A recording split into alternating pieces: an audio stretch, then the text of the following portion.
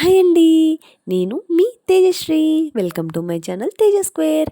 ఈరోజు మన రెసిపీ వచ్చేసి నోట్లో వేసుకుంటే ఇట్టే కరిగిపోయే రెసిపీ అండి. అదేంటో కాదు, కరాచీ హల్వా అండి. ఇప్పుడు దీన్ని ఎలా చేసుకోవాలో చూపించబోతున్నాను.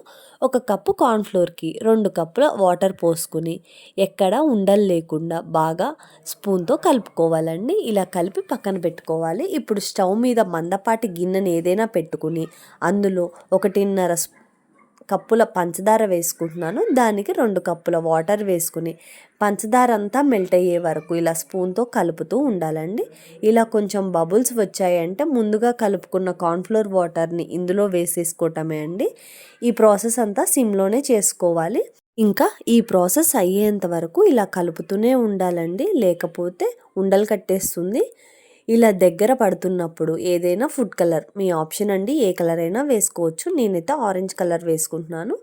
ఇప్పుడు కొంచెం 1 స్పూన్ మందం గసగసాలు వేసుకుంటున్నానండి, మధ్య మధ్యలో తగులుతుంటే బాగుంటుందని. ఇంకా 2 చెంచాల నెయ్యి వేసుకుని బాగా కలుపుకుంటున్నాను. ఈ ప్రాసెస్ చేయాలంటే ముందు మనకైతే చాలా ఓపిక ఉండాలండి, ఎందుకంటే ఇది కలుపుతూనే ఉండాలి, ఎక్కడ ఆపకూడదు.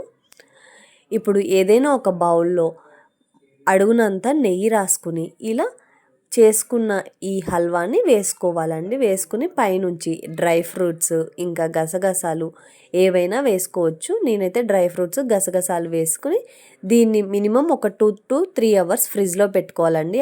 అప్పుడు కొంచెం సెట్ అయ్యి ఇలా గట్టి పడుతుందండి. కట్ చేసుకోవడానికి చాలా సులువుగా ఉంటుంది.